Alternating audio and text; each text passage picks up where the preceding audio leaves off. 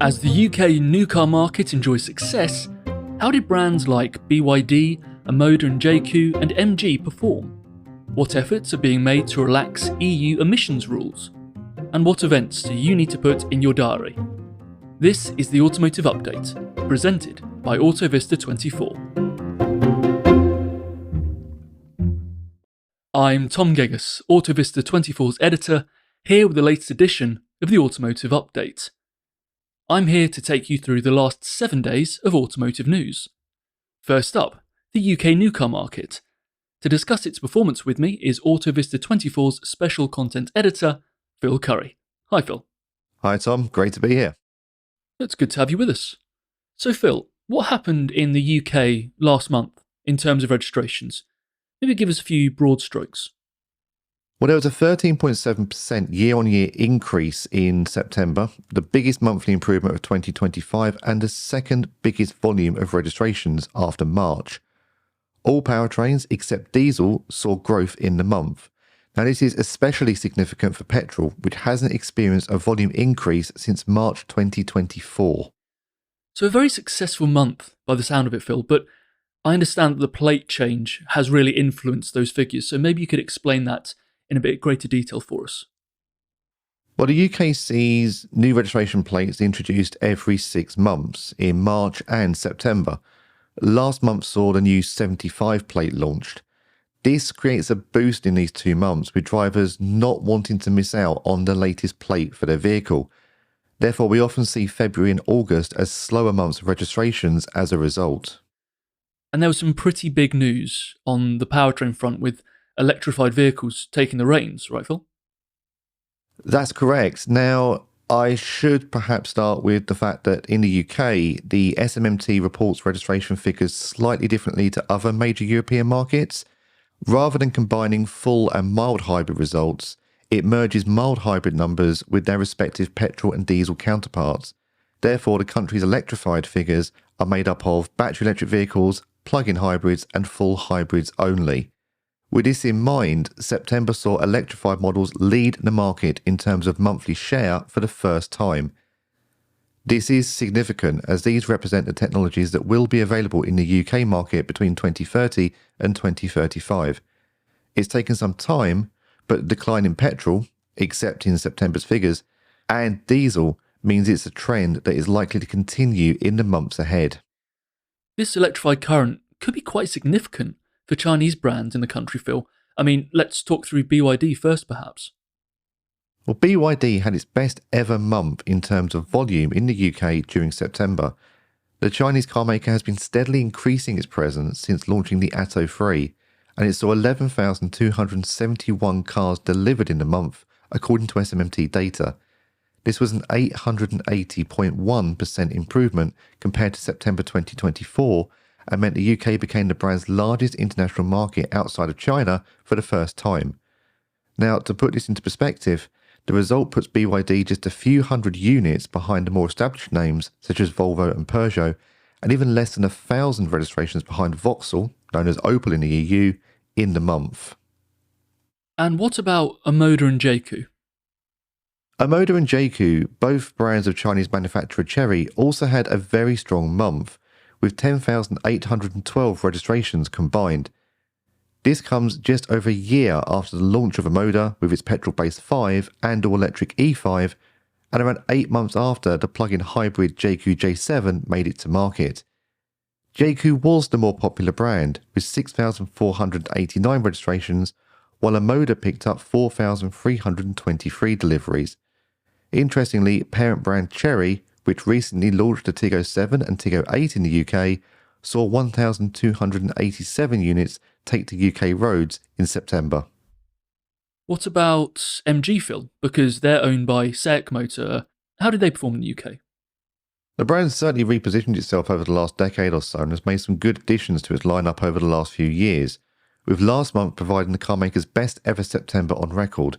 In total, it secured 14,577 registrations, making it the country's 8th most successful brand, ahead of more established marques such as Nissan, Peugeot, Skoda, Vauxhall and Renault, to name but a few.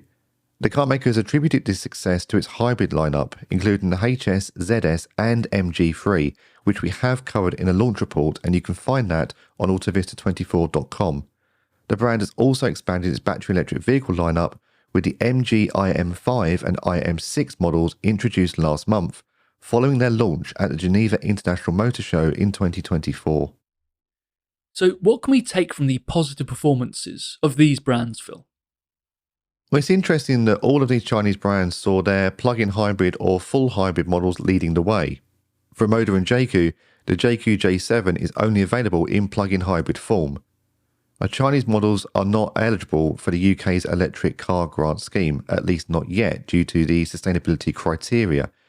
So while drivers are moving towards established car makers for their all-electric options, the freedom from incentives seem to be spurring Chinese brands onwards. Registrations across all brands from China in September made up 12.4% of total deliveries in the UK during the month when analysing SMMT data. Thanks, Phil. Now, would you like to read the latest news about the UK new car market? What about the new purchase incentives in Germany? And then, of course, there are the Spanish, French and Italian new car markets.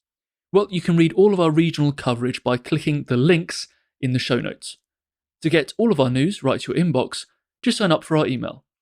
Check out Autovista24's YouTube channel as well. There you'll find our What Is Explainer videos, Launchport series and webinar recordings. And of course, subscribe to the Autovista24 podcast wherever you listen to us.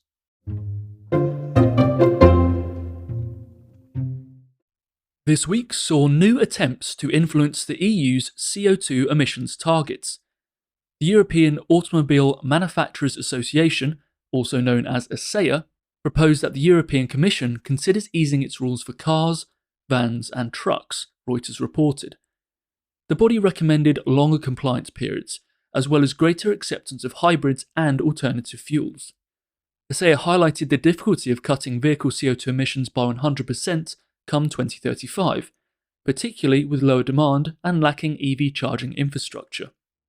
The association recommended that 2030 targets are set on an average between 2028 and 2032. Alongside this, it suggested small EVs should be given a supercredit, while plug-in hybrids and range-extended electric vehicles see a greater rollout. However, Green Group Transport and Environment calculated that suggested loopholes to the EU's CO2 rules would halve the bloc's ambition for selling only zero-emission cars in 2035. Turning the EU's most important automotive regulation into a Swiss cheese will not restore the industry's competitiveness, said Lucian Matthew, Cars Director at T&D.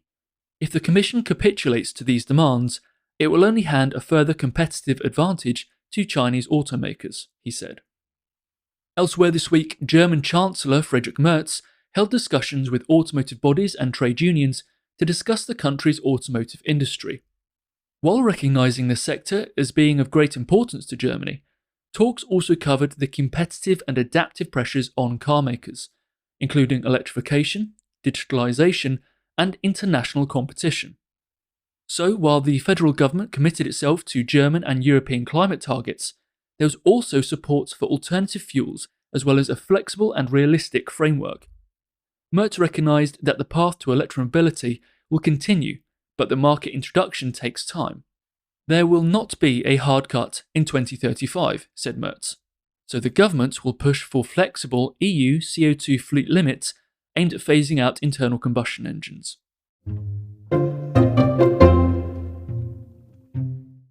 And finally, there are some big events on the horizon. A new webinar titled The Road Ahead, Residual Value Trends and the Next Market Shift will take place on the 14th of October. Autovista 24 journalist Tom Hooker will discuss major used car market trends with Autovista Group experts. This includes Dr. Anna Langer, Product Director, Valuation Apps, Robert Madas, Regional Head of Valuations, and Javier Salgado, Director of Valuations and Forecast Experts. So make sure you're registered for that free online event. Secondly, the winners of the 2025 Residual Value Awards will be announced on the 15th of October. To find out more about the 8 confirmed categories and the methodology behind the analysis, head to Autovista 24. There will be a link in the show notes. A big thank you to Autovista 24 special content editor Phil Curry for appearing in and co-producing this episode. Additional thanks go to web editor James Roberts and journalist Tom Hooker. The music was Better Find a Solution Fast by Richard Ames. Thank you very much for listening to the Autovista 24 podcast.